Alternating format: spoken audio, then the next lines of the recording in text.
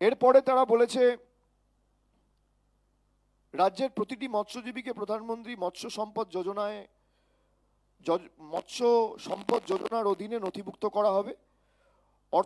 অর্থনীতিকে চাঙ্গা করতে পশ্চিমবঙ্গকে একটি শীর্ষস্থানীয় শিল্পকেন্দ্র এবং দেশের অন্যতম প্রধান কেন্দ্র হিসেবে রাজ্যে উন্নীত করা হবে। যারা মাছ খাওয়া নিয়ে ব্যঙ্গ বিদ্রুপ করে, প্রধানমন্ত্রী আমাদের বলেছে মাছ খেলে মুঘল, বিজেপির বিহারের উপমুখ্যমন্ত্রী বলছে মাছ খাওয়া যাবে না।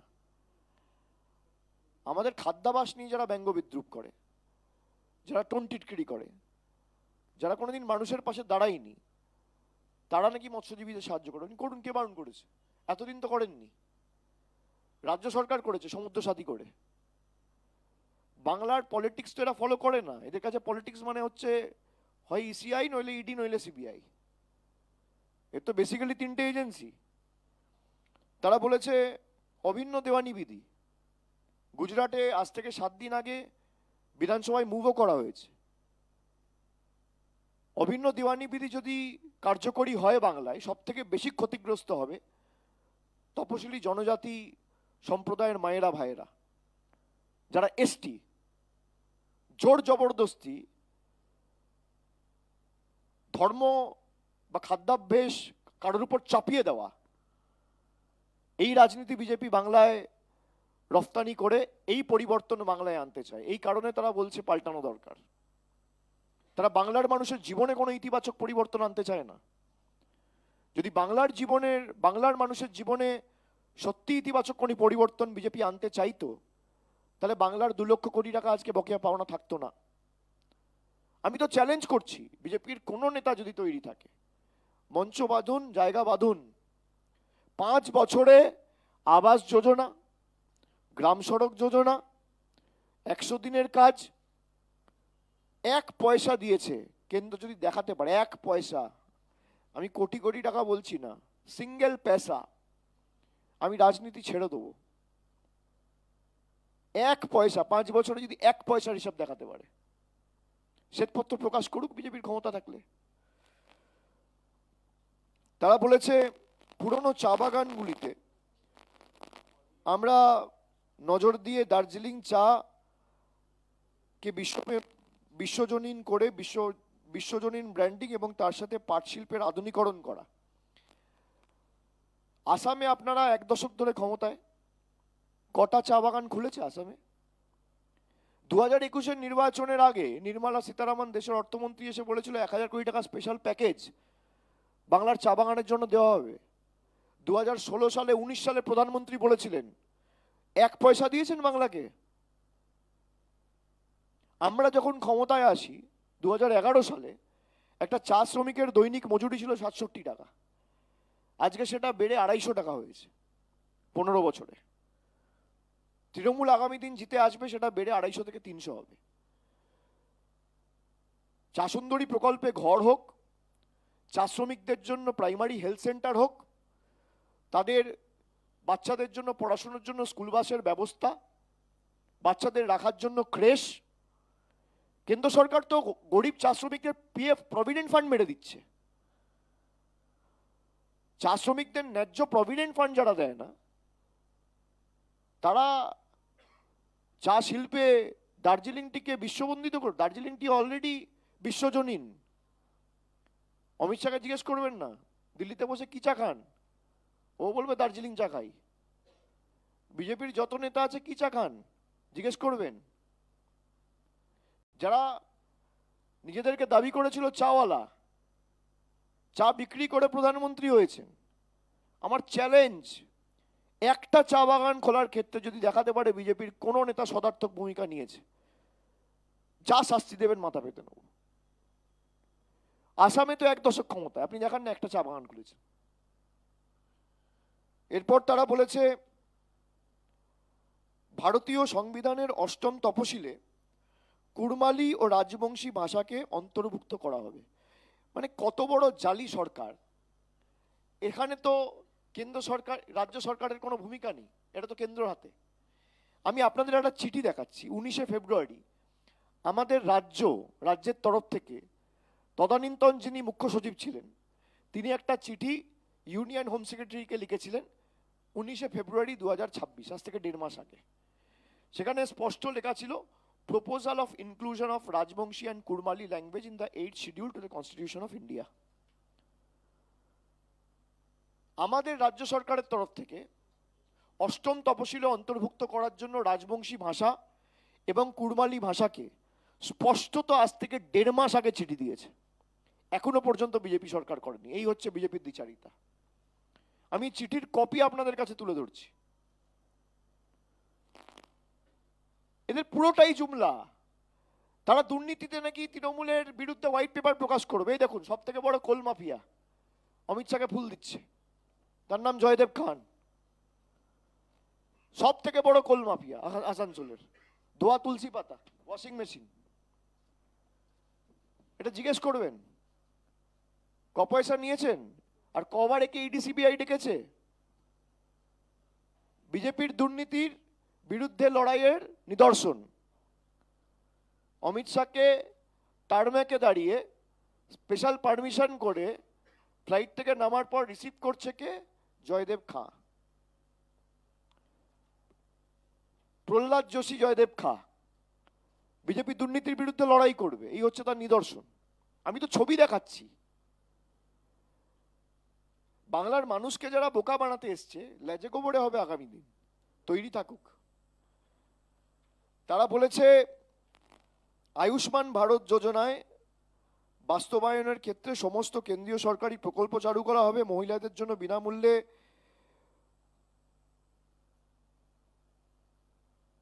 টিকাকরণ ও স্তন ক্যান্সার পরীক্ষা চালু করা হবে। উত্তরবঙ্গে একটি নতুন এইমস নির্মাণ করা হবে, যেটা প্রধানমন্ত্রী আজ থেকে 10 বছর আগে 2016 সালে বলেছিল। এবং আয়ুষ্মান ভারত চালু করা হবে। আয়ুষ্মান ভারতের বেসিক কিছু ক্রাইটেরিয়া আছে, এগুলো আমাদের সকলের জানা উচিত। আমরা আয়ুষ্মান ভারত করতে দিইনি। আমি একদম স্পষ্টত আপনাদের বলছি, করতে দেয়নি আমাদের সরকার। তার কারণ, যদি আয়ুষ্মান ভারত বাংলায় হতো, বাংলার 10 কোটি মানুষের জায়গায় খালি সুযোগ সুবিধাটা পেত 80 থেকে 90 লক্ষ মানুষ। যাদের পাকা বাড়ি আছে, আয়ুষ্মান ভারতের ক্রাইটেরিয়া হচ্ছে, আপনার যদি পাকা বাড়ি থাকে, আপনি কোনো হেলথ ইন্স্যুরেন্সের কোনো সুযোগ সুবিধা পাবেন না। আপনার বাড়িতে যদি 2 হুইলার থাকে, মোবাইল স্মার্টফোন থাকে, বাড়িতে টিভি থাকে, আপনি বাড়িতে একটা পাকা দেওয়াল থাকে, আপনি সুযোগ সুবিধা পাবেন না। এলিজিবিলিটি ক্রাইটেরিয়া মেনটেন করতে গিয়ে 90% লোক বাদ পড়ে যেত। এই জন্য আমরা আয়ুষ্মান ভারত হতে দিইনি। স্বাস্থ্যসাথীর কোনো এলিজিবিলিটি ক্রাইটেরিয়া নেই। 8 থেকে 80, ছোট থেকে বড়, প্রবীণ নবীন, এসসি এসটি, জেনারেল, ওবিসি সবাই পাচ্ছে। কোনো বৈষম্য নেই, কোনো বিভাজন নেই। আপনার বাড়ি না থাকলে আপনি পরিষেবা পাবেন। কারোর বাড়িতে একটা পাকা দেওয়াল থাকলে সে আয়ুষ্মান ভারতের পরিষেবা পাবে না। স্কুটার থাকলে, মোটরসাইকেল থাকলে আয়ুষ্মান ভারত পাবেন না। তাহলে আয়ুষ্মান ভারত আমরা কেন করতে দেবো? আর আয়ুষ্মান ভারতের দুর্নীতি তো আপনারা দেখেছেন। এক একটা অ্যাকাউন্টের সাথে 7টা 8টা করে প্যান কার্ড যুক্ত ছিল। এমন এমন লোকেদের পেমেন্ট হয়েছে যারা 5 বছর 7 বছর আগে মরে গেছে।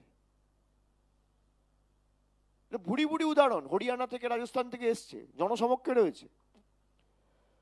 এরপর তারা বলেছে একটি বিশেষ বন্দে মাতরম সংগ্রহশালা তৈরি করা হবে, আর ধর্মাচরণের স্বাধীনতা নিশ্চিত করতে আইন বলবৎ করা হবে। তার মানে এখানে মানুষ নিজের ধর্ম পালন করতে পারে না, ওই একই ক্যাসেট। যদি তাই না হয়, তাহলে অমিত শাহ এখানে দুর্গাপুজো উদ্বোধন করতে আসে কিভাবে? তিনি তো 24-এ দুর্গাপুজো উদ্বোধন করেছেন, 25-এ করেছেন। পুজোটা উদ্বোধন হচ্ছে কিভাবে? আপনি উত্তর ভারতের কালচার বাংলার উপর চাপাতে চাইছেন। বিজেপি যদি বাংলায় আসে, বিজেপি দুর্গাপুজো বন্ধ করে 10 দিন রামনবমী করবে। বিজেপির কাছে ধর্মাচরণ মানে হচ্ছে রামের নামে অস্ত্রের ঝঞ্ঝনানি।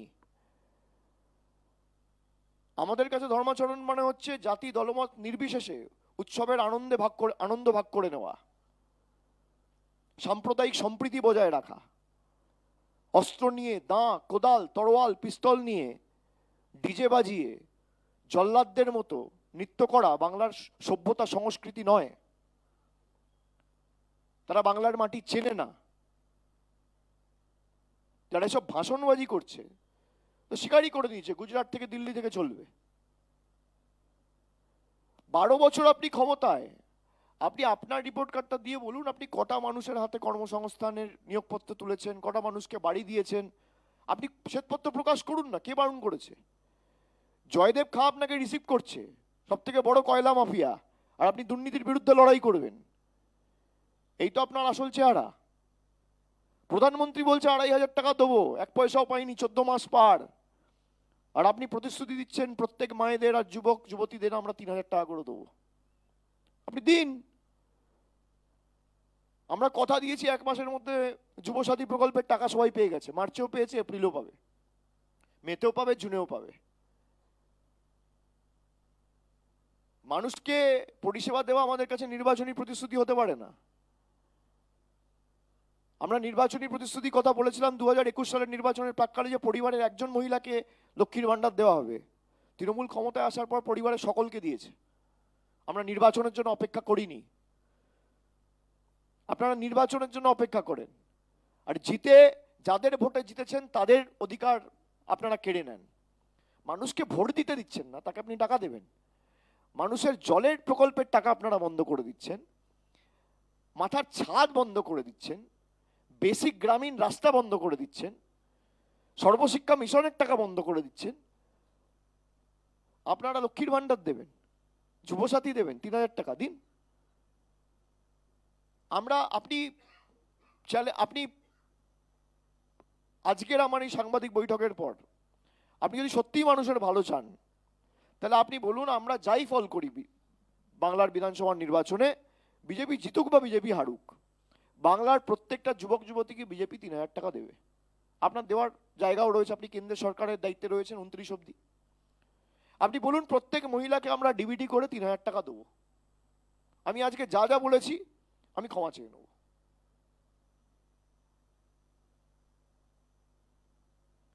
আপনারা মানুষের মৌলিক অধিকার কেড়ে নিচ্ছেন, বাঁচার অধিকার কেড়ে নিচ্ছেন। যে শপথগুলো দিয়েছে বা যে প্রতিশ্রুতিগুলো দিয়েছে, একটা প্রতিশ্রুতিও আপনারা বিধানসভা ধরে ধরে দেখুন না। হরিয়ানা যে প্রতিশ্রুতিগুলো দিয়েছে বাস্তবায়িত হয়েছে, মহারাষ্ট্রে যেগুলো দিয়েছে বাস্তবায়িত হয়েছে, আসামে যেগুলো দিয়েছে একটাও বাস্তবায়িত হয়েছে? প্রধানমন্ত্রী বলেছিল আমাকে 50 দিন দিন, আমি কালো টাকা ধ্বংস করবো। আজ কালো টাকা ধ্বংস হয়েছে। জিএসটি করে দেশের অর্থনীতি প্রায় রসাতলে পৌঁছে দিয়েছে। কি করেছে এরা? যারা মানুষের মৌলিক অধিকার কেড়ে নেয় তাদের কাছে এসব কথা মানায় না। এইটুকুই আমার বলার ছিল। বাকি যদি আপনাদের কোনো প্রশ্ন থাকে নির্দিষ্টভাবে একে একে করতে পারেন।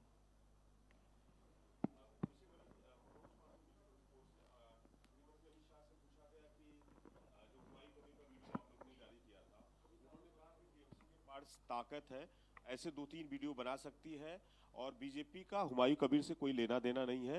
इसके बजाय 20 साल विपक्ष में बैठ सकती है, उन्होंने कहा है। क्या कहेंगे?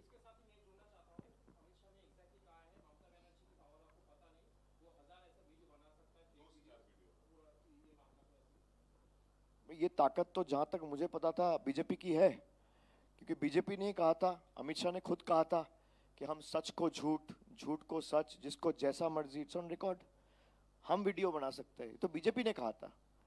अब अमित शाह अपना बात अगर मेरे ऊपर आरोप लगा देंगे वो शोभनीय नहीं है। और वो कहा है कि हम 20 साल ऑपोजिशन में बैठने के लिए तैयार है। तो मुझे लगता है he has sniffed the mood on the ground. उनको समझ में आ गया है जिस तरीके से उन्होंने लगातार ये 6 महीने से लोगों को अत्याचार किया है, 20 साल बीजेपी को बंगाल में ऑपोजिशन में बैठना ही पड़ेगा।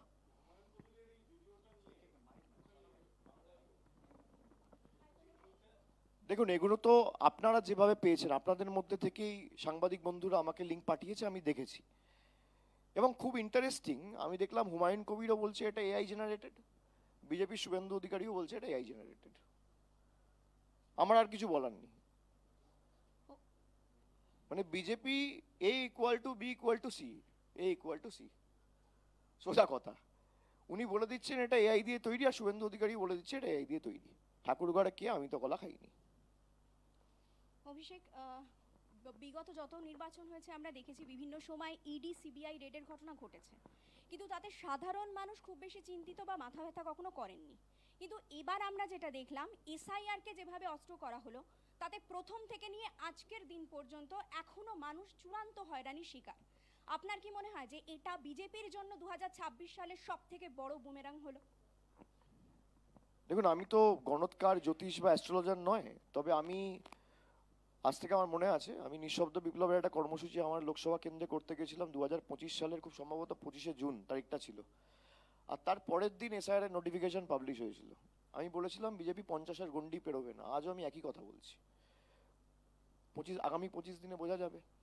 কিন্তু মানুষকে যেভাবে এরা অত্যাচারিত করেছে খালি নিজেদের রাজনৈতিক স্বার্থ চরিতার্থ করতে, যে মানুষকে ভোট দিতে দেবো না, মানুষের ভোটাধিকার কেড়ে নেবো, এরা ভেবেছিল মানুষকে ভোটের বাইরে রেখে জোর জবরদস্তি গায়ের জোরে বাংলাটা দখল করা যাবে।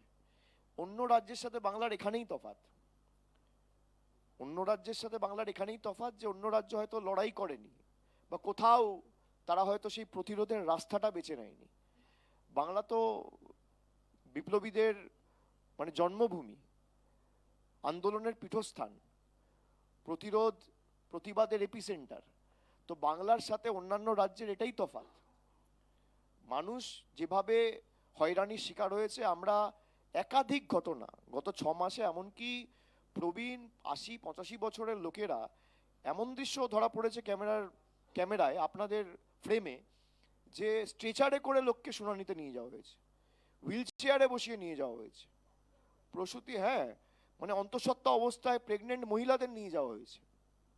তাও এরা রেয়াত করেনি, ঘন্টার পর ঘন্টা লাইনে দাঁড়িয়েছে, অপেক্ষা করেছে, ডকুমেন্ট জমা করেছে, তারপরেও নাম বাদ চলে গেছে। এবং আমি তো বললাম, এই যে detect, delete and deport, Amit শাহর যে ক্রোনোলজি, তার মধ্যে সব থেকে বেশি ক্ষতিগ্রস্ত হয়েছে হিন্দু বাঙালিরা, যারা হিন্দুদের রক্ষাকর্তা হিসেবে দাবি করে। আর আমিও আপনাদের আশ্বস্ত করে বলতে চাই যে মমতা বন্দ্যোপাধ্যায় সরকার চতুর্থবার তৈরি হওয়ার পরে কারোর ভোটাধিকার বিজেপি জোর করে কেড়ে নিতে পারবে না। প্রায় 63%, 57,50,000 নাম এমন ডিলিট হয়েছে যারা হিন্দু ধর্মের প্রতিনিধি, আর 31 লাখ রয়েছে মাইনরিটি। তার মধ্যে মুসলমান রয়েছে, খ্রিস্টান রয়েছে, শিখ রয়েছে, বুদ্ধিস্ট রয়েছে। কিন্তু স্পেসিফিক্যালি হিন্দু কমিউনিটির প্রায় 57,50,000 নাম এই বিজেপি বাদ দিয়েছে। এই বিজেপির নির্বাচন কমিশন, এদের কারণে যারা লাইনে দাঁড়িয়েছে, আপনি বলুন তো, আমি যখন যাচ্ছি সভা সমিতিতে, যারা জিজ্ঞেস করছে আমি জাত ধর্ম দেখব? যারা হিন্দু মুসলমান করে এসআইআর করতে চেয়েছে, যে ধরে ধরে একটা সম্প্রদায় থেকে বাদ দেবো, আজকে মানুষ বুঝুক, যারা 1% এক অংশ বিজেপিকে সমর্থন করে নাচছিল যে এসআইআর হলে কিছু লোক জব্দ হবে, সব থেকে বড় ভুক্তভোগী তারাই, তারা আজকে বুঝুক। এবং আমার ধারণা যে তার প্রতিফলন ভোট বাক্সে আগামী দিন বিজেপি দেখবে। যে মানুষের সাথে গাজোয়ারি করা, গায়ের জোর দেখানো, আর মানুষ যদি ঠিক করে যে আমি জবাব দেবো, তো কোনো শক্তি তাকে আটকাতে পারে না। মানুষের শক্তির কাছে সব শক্তিকে মাথা নত করতে হবে। অভিষেক, আমি একজনকে একটা করার জন্য অনুরোধ করব। অভিষেক, আমি সঞ্জু বলছি, আমার কাজ আছে, আমি এতটাই। অভিষেক, আমি সঞ্জু বলছি দ্য ওয়ার্ল্ড নিউজ থেকে। কিছুক্ষণ আগে অমিত শাহ তিনি ডেবরাতে একটি জনসভা থেকে বলেছেন যে ঘাটাল মাস্টার প্ল্যান, যে মাস্টার প্ল্যান কেন্দ্রীয় সরকার 1,500 কোটি টাকা দেবে বলেছিল, 60% টাকা দেওয়ার কথা হয়েছিল, কিন্তু তৃণমূল কংগ্রেসের সরকার সেই ঘাটাল মাস্টার প্ল্যানকে জঞ্জালে পরিণত করেছে। কি বলবেন? তিনি জানেন না তো, 200 কোটি টাকা দিয়ে ঘাটাল মাস্টার প্ল্যানের কাজ শুরু করেছে গত বছর মমতা বন্দ্যোপাধ্যায়। যে ড্রেজিং এর কাজগুলো হচ্ছে, রাজ্য সরকারের তরফ থেকে 200 কোটি টাকা দেওয়া হয়েছে। কেন্দ্র সরকারকে বলুন, শ্বেতপত্রটা প্রকাশ করুন, 200 কোটির মধ্যে আপনারা কত টাকা দিয়েছেন। অমিত শাহ বাংলার রাজনীতির উপর তো নজর রাখে না। বাংলার মানুষ যে কষ্ট পাচ্ছে, মানুষ ভুগছে, তার তো কোনো নজরদারি বা মাথা ব্যথা নেই। কিন্তু ভাষণ দিয়েই বেপাত্তা। 1500 কোটি টাকা খরচা করার কথা ছিল। আমি দেবের প্রচারে গিয়ে 2024 সালে বলেছিলাম যে 31শে ডিসেম্বর 2024 অবধি আমরা অপেক্ষা করব। যদি কেন্দ্র সরকার কোনো সহযোগিতা না করে, রাজ্য সরকার কারো দয়ার দাক্ষিণে থাকবে না, আমরা নিজে ঘাটাল মাস্টার প্ল্যানে কাজ শুরু করব। আমরা 2025-এ শুরু করেছি। অমিত শাহ জানেই না। আর ঘাটাল মাস্টার প্ল্যানের দাবি কবে থেকে? 10 বছর ধরে পার্লামেন্ট থেকে শুরু করে মিনিস্টারের সাথে দেখা করা, কথা বলা, চিঠি দেওয়া, মুখ্যমন্ত্রী নিজে গিয়ে প্রধানমন্ত্রীকে বলা, এগুলো হয়নি। এখন নির্বাচনের সময় এসে মানুষকে লালিপপ দেওয়া, কখনো মহিলাদের 3,000 টাকা দেবো, কখনো ঘাটাল মাস্টার প্ল্যান দেবো। 2 বছর সময় আছে তো, হারার পর 2 বছর কাজ করুন, তারপর আবার 29 এসে ভোট চাইবেন।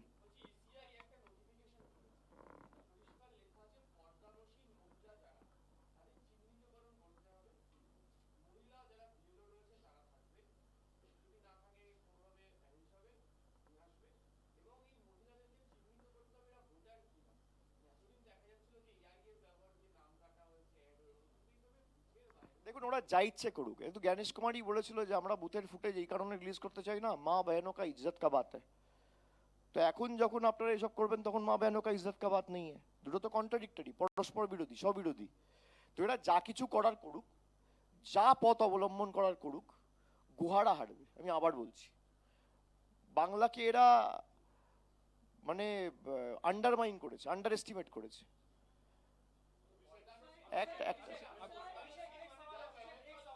ভাই একজনকে আমি একটাই বলতে পারবো, আমি জানি না, আমি তো সেটাই বললাম।